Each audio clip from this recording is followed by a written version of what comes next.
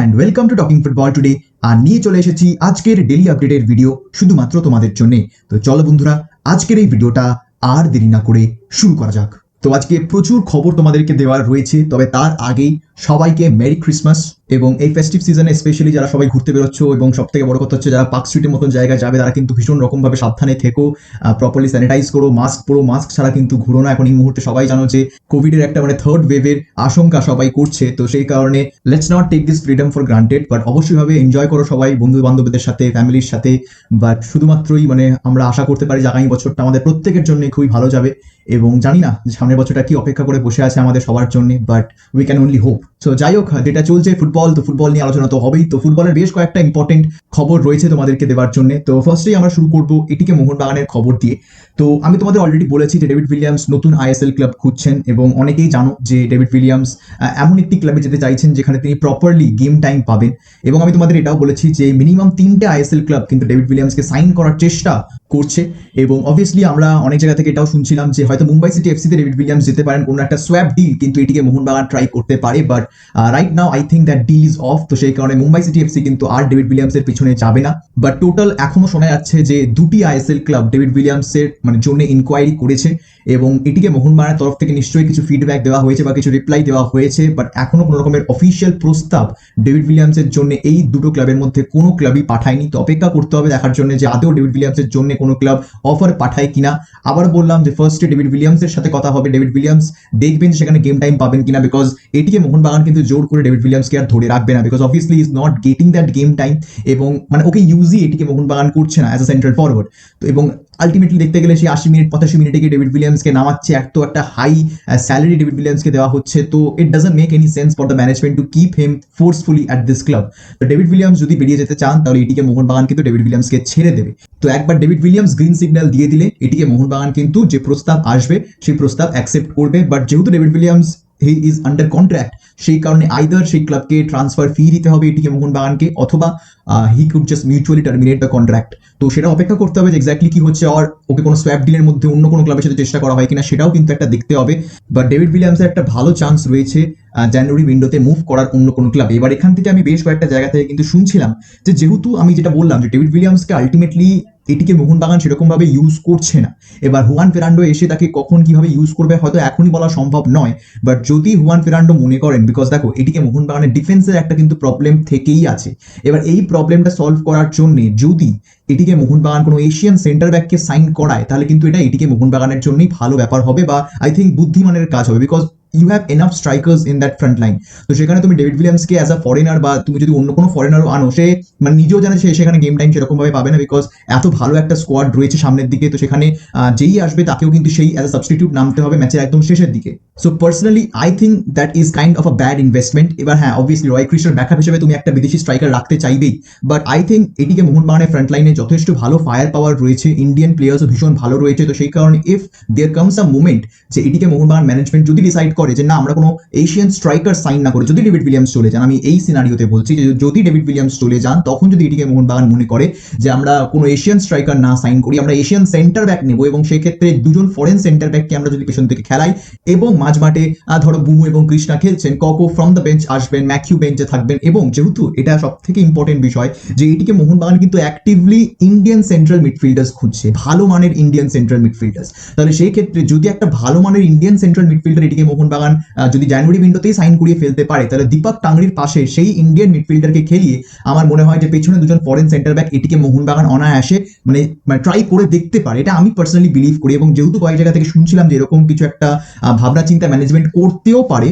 সেই কারণে আমার মনে হলো যে তোমাদের সাথে এটা আলোচনা করে দেখি। এবং আমি জানতে চাইবো যে তোমাদেরও কি মনে হয় যে এটা করাটা বুদ্ধিমানের কাজ হবে কি হবে না, বিকজ এটিকে মোহনবাগানের এই মুহূর্তে ডিফেন্সের যে অবস্থা, এই মুহূর্তে যেরকম ভাবে একদম দুর্বল হয়ে রয়েছে ডিফেন্সটা, সেখানে যদি একটা ফরেন সেন্টার ব্যাক আনা যায়, এবং যেহেতু ইন্ডিয়ান প্লেয়ার্সের কোয়ালিটি ভীষণ ভালো এটিকে মোহনবাগান, এবং হুয়ান ফেরান্ডোর আন্ডারে সেই কোয়ালিটি আরো বেশি ইম্প্রুভ করবে, সেই কারণে এটিকে মোহনবাগান কিন্তু একটা এশিয়ান সেন্টার ব্যাক এবং একটা ইন্ডিয়ান ভালো মানের সেন্ট্রাল মিডফিল্ডার যদি সাইন করায় এবং ডেভিড উইলিয়ামসকে ছেড়ে দেয়, তাহলে কিন্তু এটা এটিকে মোহনবাগান দলটাকে at least second half of the সিজনে আরো স্ট্রং করতে পারে, considering the situation they are in right now. যদি ডিফেন্স এরকম নড়বড়ে না হতো তাহলে তো আমি এই আলোচনাটা করতামই না।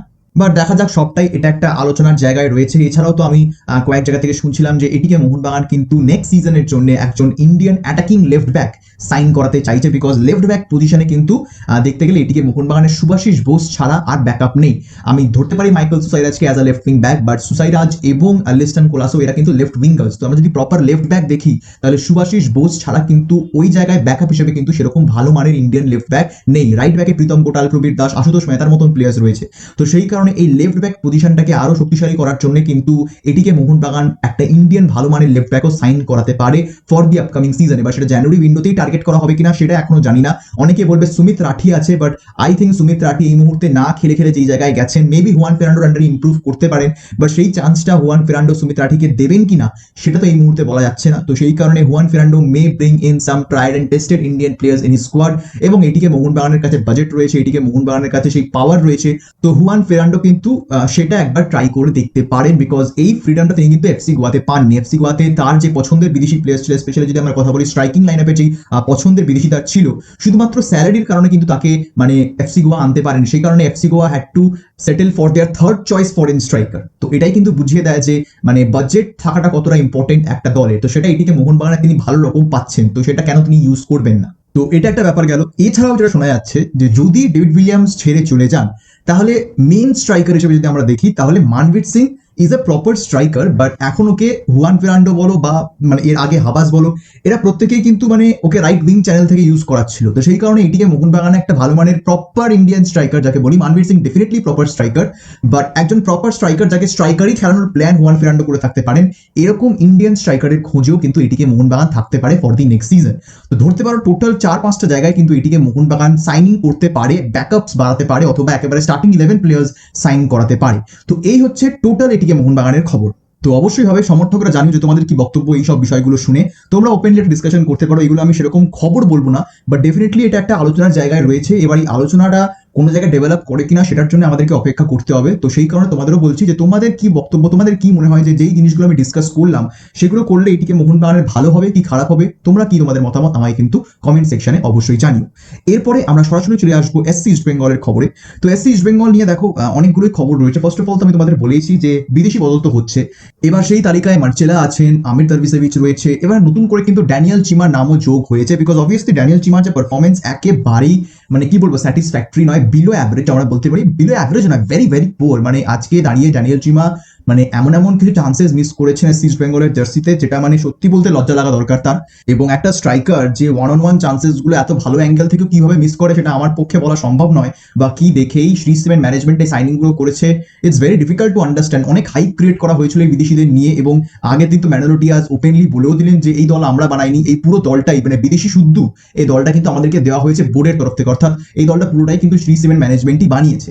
তো সেই কারণে এবার এই যে নতুন বিদেশিরা আসবেন জানুয়ারি উইন্ডোতে, হয়তো সেখানে কোচেদের ইনপুট নেওয়া হবে, বাট ডেফিনেটলি যেটা হচ্ছে ইস্ট বেঙ্গলে সেটা কখনোই একটা ফুটবল টিমে আশা করাটা উচিত নয়, বাট সেটাই হচ্ছে এই মুহূর্তে দাঁড়িয়ে। এবং ড্যানিয়েল চিমা যেভাবে চান্সেস মিস করছেন, স্পেশালি আমরা দেখলাম যে হায়দ্রাবাদ ম্যাচেও যেভাবে ড্যানিয়েল চিমা চান্সেস মিস করেছেন, মানে কিছু বলার নেই জাস্ট। এবং সত্যি বলতে East Bengal played I think their best game of the season against Hyderabad. হয়তো সেখানেও প্রচুর ভুলভ্রান্তি এসসি ইস্ট বেঙ্গল করেছে, but comparing to the other games আর প্রিভিয়াস গেমস অনেক কম মিস্টেক্স এসসি ইস্ট বেঙ্গল করেছে। যদিও বাথলুমি ওবেচেও যে গোলটা করলো সেটাও রাজু গাইকোয়াড়ের ফল্ট, রাজু গাইকোয়াড় সেখান থেকে মানে কি করলেন, হেড ক্লিয়ার কিছুই বুঝতে পারলেন না, মানে বলটার ফ্লাইটই জাজ করতে পারেননি। তো সেখানে ডিফেন্সিভ এরারের কারণে এসসি ইস্ট বেঙ্গল গোলগুলো হজম করছে ঠিকই, but as a unit SC East Bengal played a better game compare to the previous games. তো সেই কারণে 1-1 ড্রটা ওয়াজ আ ফেয়ার রেজাল্ট। হয়তো হায়দ্রাবাদও সত্যি খুবই খারাপ খেলেছে সেই ম্যাচে, এবং অনেক চান্সেস হায়দ্রাবাদও নষ্ট করেছে। তো সেই কারণে কোচও ডিসঅ্যাপয়েন্টেড ছিল হায়দ্রাবাদের এরকম একটা পারফরমেন্স দেখার পরে। বাট সত্যি বলতে ড্যানিয়েল চিমার ওই একটা মিস, রফিকের একটা শট যেটা পোস্টে লাগলো, এইসব জিনিসগুলো যদি এসসি ইস্ট বেঙ্গল কনভার্ট করতে পারতো তাহলে কিন্তু ফেভার মানে রেজাল্টটা এসসি ইস্ট বেঙ্গলের ফেভারে যেতে পারতো, and they could have grab their first win of the season. 8টা ম্যাচ হয়ে গেল, এসসি ইস্ট বেঙ্গল কিন্তু একটাও ম্যাচ জিততে পারেনি, and they are the only team যারা কিন্তু এখন অব্দি উইনলেস আইএসএল-এ। So definitely that is not something that we should expect out of a team like SC East Bengal, but reality এটাই, it is what it is, এবং এটাকে change আমরাও করতে পারবো না, তোমরাও করতে পারবে না। জানুয়ারি উইন্ডোতে SC East Bengal কিরকম মুভমেন্ট করে সেটার উপর অনেকটা নির্ভর করবে যে গোটা বাকি সিজনটা SC East Bengal কিরকম খেলবে। ব্রাইট এনোবাকারের নাম তোমাদের আমি বলেছিলাম যে ব্রাইটের পেছনে SC East Bengal ছুটছে এবং নেগোসিয়েশন চলছে এই মুহূর্তে স্যালারি নিয়ে, এবং খুব ভালো চান্স রয়েছে ব্রাইটের আরো একবার লাল হলুদ জার্সি পরার। বাট দেখো এই মুহূর্তে দাঁড়িয়ে কালকে মার্কাসও টুইট করেছেন যে ব্রাইট কিন্তু আইএসএল-এ আসছে, এটা অনেকটাই আমরা ধরতে পারি, খুব ভালো চান্স রয়েছে। But SC East Bengal is not the only club looking for Bright Enobakhare, because শোনা যাচ্ছে যে আইএসএল এর আরো অনেক ক্লাবস, মাল্টিপল ক্লাবস কিন্তু এই মুহূর্তে ব্রাইটের পেছনে ছুটছে। তো এই ক্লাবসগুলো কারা এটা কিন্তু এখনো জানা যায়নি। Definitely SC East Bengal is one of them. SC east বেঙ্গলের সাথে ব্রাইটের কথা তো চলছেই, বাট আরো বেশ কয়েকটা ক্লাবের সাথে কিন্তু ব্রাইট কথা বলছেন বলেই খবর আছে। এছাড়াও ফেরান কোরোমিনাস, তারও কিন্তু শোনা যাচ্ছে আইএসএল এ একটা রিটার্ন করার চান্স রয়েছে। Again Ferran Corominas is also targeted by multiple clubs. তো সেটাও কিন্তু একটা বড় বিষয় যে এই বয়সে কোন আইএসএল ক্লাব এই মুহূর্তে দাঁড়িয়ে ফেরান কোরোমিনাসকে সাইন করতে চাইছে, because what I have heard Bengaluru FC is one of them. Bengaluru FC নাকি কোরোকে প্রস্তাব পাঠিয়েছে, এটা আমি এখনো কনফার্ম করতে পারিনি, বাট আমি ফার্স্ট অফ অল তো বিলিভই করিনি, এটা আমি কালকে সকালে শুনেছিলাম। বাট তারপরে কালকে দুপুরবেলায় মার্কাসের টুইট যখন এলো ফেরান কোরোমিনাসকে নিয়ে, তখন আমার মনে হলো যে যেটা সকালে শুনলাম সেটা হয়তো এর মধ্যে কোনো রকমের সত্যতা থাকতে পারে। তো সেই কারণে Bengaluru FC could be a club যারা কোরোমিনাসকে সাইন করতে চাইছে। প্রিন্স ইবারা হয়তো মানে তাকে ছেড়ে দেওয়ার প্ল্যান করছে, বা যে মিডফিল্ডার্স রয়েছে বেঙ্গালুরু এফসি তাদের মধ্যে কাউকে হয়তো বেঙ্গালুরু ছাড়তে চাইছে, because goal scoring is a problem for Bengaluru FC right now. এবং একা ক্লিটন সিলভা ছাড়া সেরকম ভাবে কিন্তু মানে ভরসা দেওয়ার মতন গোল স্কোরার বেঙ্গালুরু এফসি পাচ্ছে না। 11টা গোল তারা করেছে ঠিকই, বাট একটা হয় না যে এই স্ট্রাইকার তো গোল করবে, তো সেটা ক্লিটন ছাড়া কিন্তু আর সেরকম ভাবে দেখা যাচ্ছে না। সুনীল ছেত্রী পুরোপুরি অফ ফর্ম দিয়ে যাচ্ছেন, সেই কারণে বেঙ্গালুরু এফসি নতুন কোনো স্ট্রাইকার খুঁজছে কিনা সেটা হয়তো সম্ভব হতেই পারে। তো সেই কারণে, but again Ferran Corominas is also being chased by multiple clubs.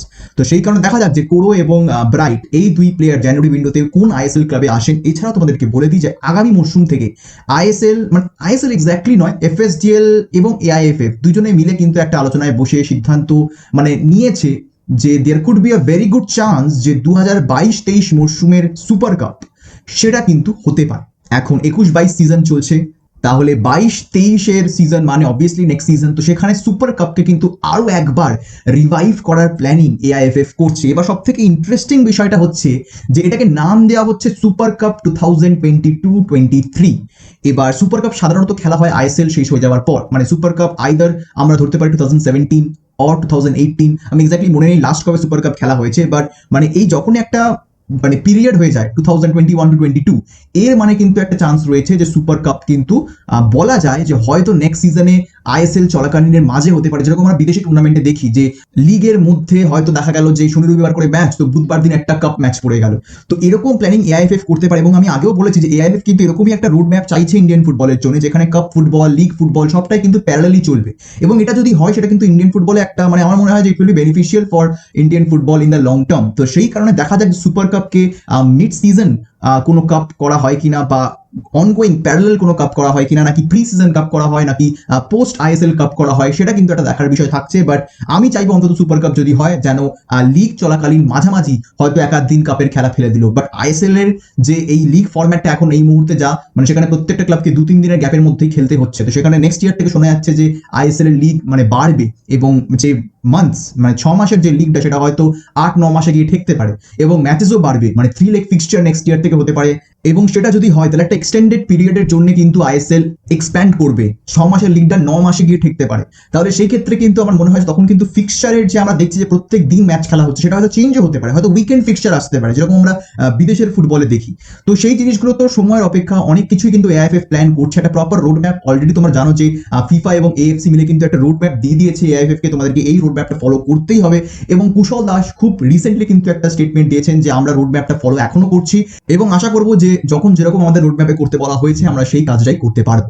তো দেখা যাক, সব মিলিয়ে এই হচ্ছে আজকের টোটাল খবর। অবশ্যই ভাবে সমর্থকরা জানি যে তোমাদের কি বক্তব্য এই পুরো বিষয়গুলো নিয়ে, তোমরা কি ভাবছো আমায় কমেন্ট সেকশনে জানাতে কিন্তু একদম ভুলো না। যারা এখনো অব্দি ভিডিওটা দেখছো লাইক এবং শেয়ার অবশ্যই করে দিও, এবং তোমরা যারা এখনো এই চ্যানেলটাকে সাবস্ক্রাইব করোনি কিসের ওয়েট করছো, অবশ্যই সাবস্ক্রাইব করে নিও এরকম ডেইলি ইন্ডিয়ান ফুটবল আপডেট পাওয়ার জন্য।